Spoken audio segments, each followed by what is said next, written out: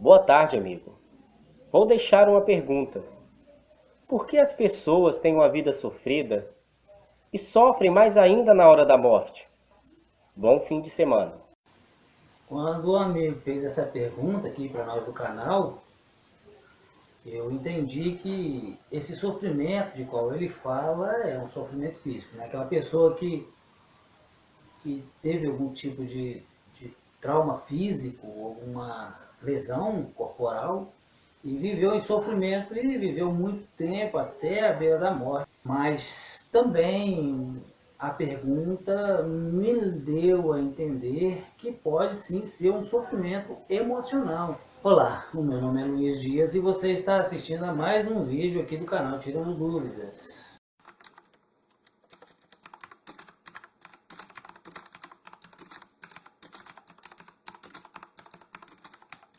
Para começarmos o nosso raciocínio de hoje, eu quero conversar um pouco a respeito desse sofrimento psicológico, desse sofrimento emocional.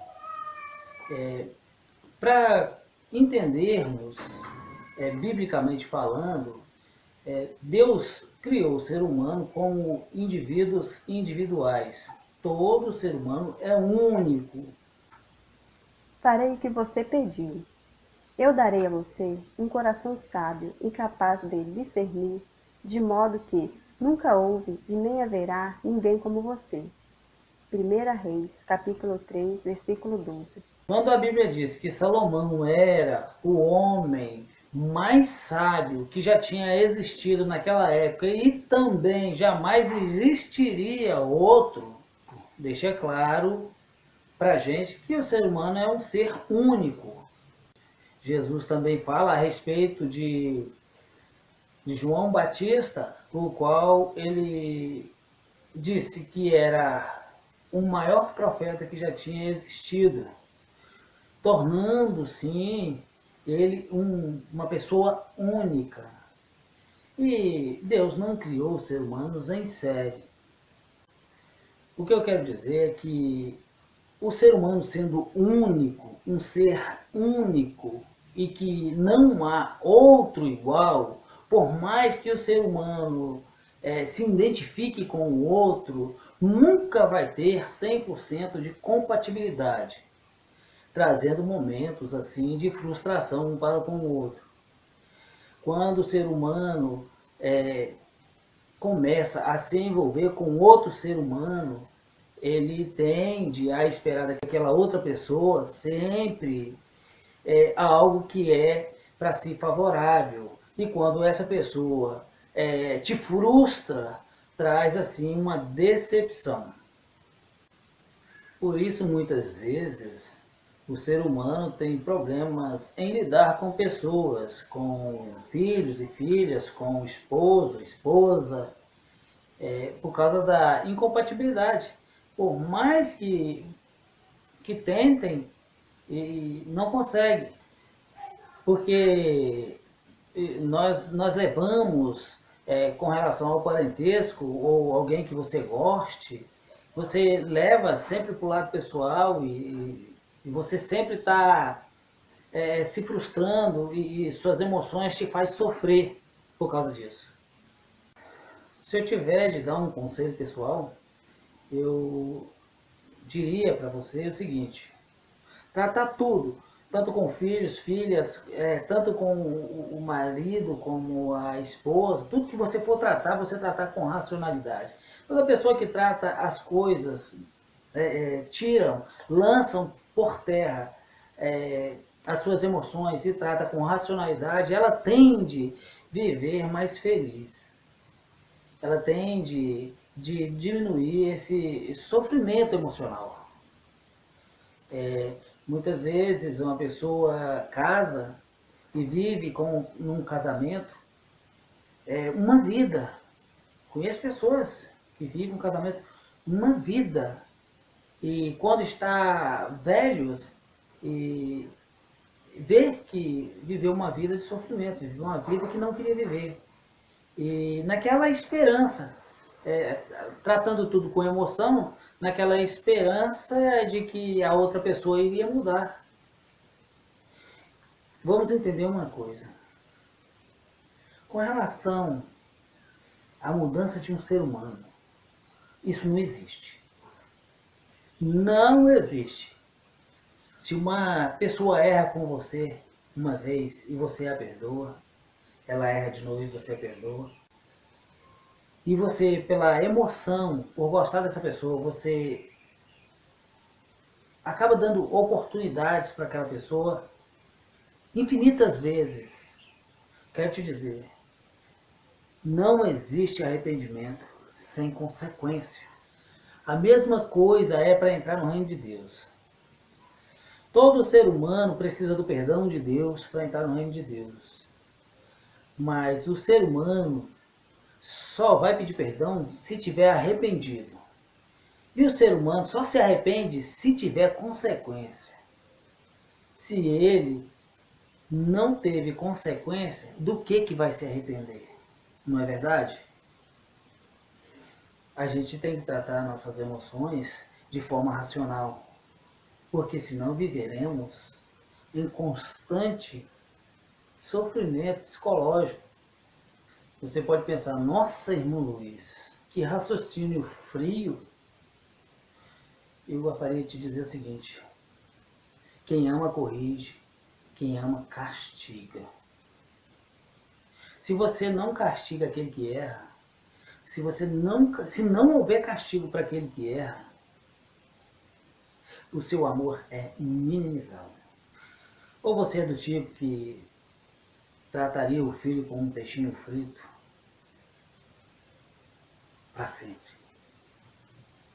Vamos ser racional, você morrerá primeiro.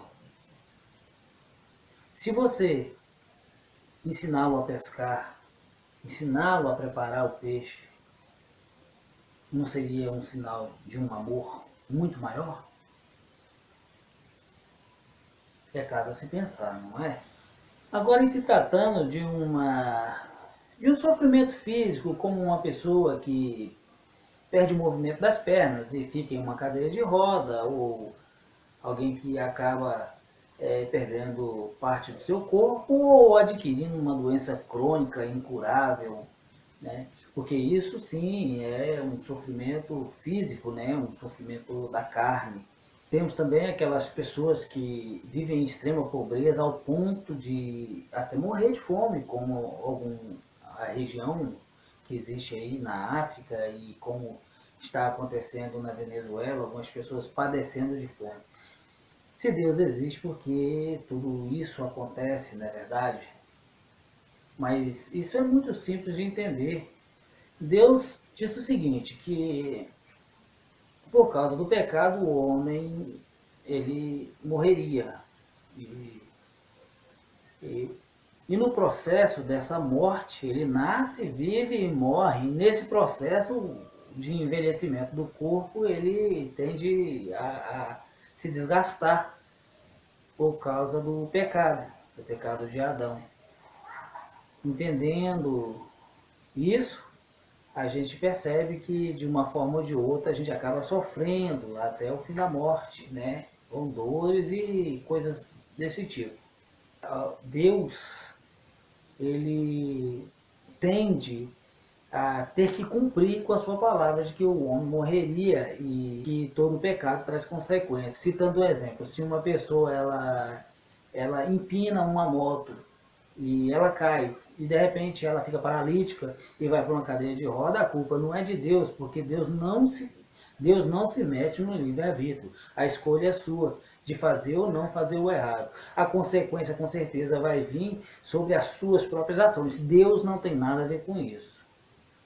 Com relação à fome e a escassez de alimento, eu gosto muito de um vídeo que foi produzido entre um barbeiro e o seu cliente. Ele retrata exatamente a questão de muita miséria, doenças e coisas no sentido. O barbeiro, o cliente chega na barbearia sendo ele crente, enquanto o seu barbeiro corta o seu cabelo, ele fica folheando a Bíblia e estudando a palavra de Deus. E o barbeiro fica olhando aquele crente, estudando a Bíblia e sem entender a fé daquele crente. E quando ele termina de cortar o cabelo daquele crente, ele resolve falar para o crente que não acredita em Deus. O crente, por sua vez, pergunta: uai, mas por que você não crê em Deus? E ele responde: olha, se Deus existe, esse Deus que vocês citam, que é todo poderoso e pode todas as coisas, criou os céus e a terra, se esse Deus existe, por que ele permite tanta desgraça no mundo? Pois há muita fome, miséria, acidente e coisas nesse sentido. E o crente olha para ele, mas fica sem ter uma resposta à altura da pergunta. Então ele sai da barbearia decepcionado por não ter uma resposta e quando ele olha de um lado tem um rapaz desses rapazes que gosta de deixar o cabelo comprido, barba comprida. E ele fica olhando aquele rapaz e tem uma ideia. Ele pega aquele rapaz, entra de volta na barbearia e diz o barbeiro: olha, eu creio que barbeiro também não existe. O barbeiro, por sua vez, responde: olha, eu sou barbeiro, o barbeiro existe, eu não acabei de cortar seu cabelo. Ele fala: não, o barbeiro não existe porque olha só esse rapaz, ele está cabeludo e barbudo. Se o barbeiro existisse, esse rapaz não estava desse jeito. O barbeiro falou: mas ele não me procura. Se ele me procurasse, certamente eu atenderia. Aí o crente diz para ele: pois é, Deus também existe. É que as pessoas não o procuram, não quer saber de Deus. E aqueles que entendem alguma coisa a respeito de Deus fazem criticá-lo. Ora, mais uma vez eu te digo, Deus não se mete no seu livre-arbítrio. Você pode fazer o que você quiser com a sua vida. A vida é sua. Deus te deu para viver da forma que você desejar. Agora, você tem que arcar com as suas consequências. É a insensatez do homem que arruína a sua vida, mas o seu coração se ira contra o Senhor. Provérbios, capítulo 19, versículo 3. E aí você fala: mas aquela pessoa boa, Deus levou e a ruim está aí. O justo perece, e ninguém pondera isso em seu coração. Homens piedosos são tirados, e ninguém entende que os justos são tirados para serem poupados do mal. Isaías, capítulo 57, versículo 1. Ora, leva pelo lado bom. Deus quer dar oportunidade a todos. Deus quer que a sua mensagem seja entregue aos perversos. Deus quer salvá-los. Quanto mais tempo Deus der de vida aos perversos, mais oportunidade eles vão ter de reconhecer a Deus como seu único Deus. Diga-lhes: juro pela minha vida, palavra do soberano, o Senhor, que não tenho prazer na morte dos ímpios. Antes tenho prazer em que eles se desviem dos seus caminhos e vivam. Voltem-se dos seus maus caminhos, porque o seu povo haveria de morrer, ó nação de Israel. Ezequiel, capítulo 33, versículo 11. O mal existe e o bem existe. E a escolha, quem temos que fazer é nós, agora, neste momento. Existe também aquelas pessoas que nascem com alguma deficiência física ou mental. E às vezes a gente pode se perguntar por que Deus permite esse tipo de coisa, né? Uma ocasião perguntaram a mesma coisa para Jesus: ora, por que esse nasceu cego? Será que os pais ou ele pecou para que ele nascesse assim? E Jesus respondeu para ele o seguinte: disse Jesus: nem ele nem seus pais pecaram, mas isso aconteceu para que a obra de Deus se manifestasse na vida dele. João capítulo 9, versículo 3. Muitas vezes a gente pensa que uma pessoa que nasce coxa, ou que nasce cega ou surda, ela sofre. Mas, na verdade, uma pessoa que nasceu dessa forma, ela não teve nenhuma perca. Então, ela não sofre a perca de, de ter perdido algo. Eu não quero parecer insensível, mas tratando com lógica, a situação é de que quem está à volta é que sofre ao ver uma pessoa com essas condições físicas, né? De qualquer forma, se uma pessoa nasce com algum problema físico, é para a honra e glória do nosso Senhor Jesus Cristo. Deus tem tirado proveito de todas essas coisas para separar os seus. Você vai encontrar muita, mas muita gente para criticar a Deus, para dizer que Deus é perverso porque não vê tudo isso e não faz nada. Mas você não vai ver essa pessoa se dobrar e ir aos pés de Deus pedindo socorro. É orgulhosa, é egocêntrica. E essa natureza impede a Deus de lhe dar conforto, de tirar essa pessoa do sofrimento. Apesar de pecado ter consequência, vir passagens na Bíblia de que Deus teve misericórdia e que Deus mudou situações. Mais uma vez eu quero pedir a todos que assistiu até aqui que não me veja como uma pessoa insensível, mas que faça a reflexão de tudo que ouviu. Se você não é inscrito no canal, se inscreva no canal.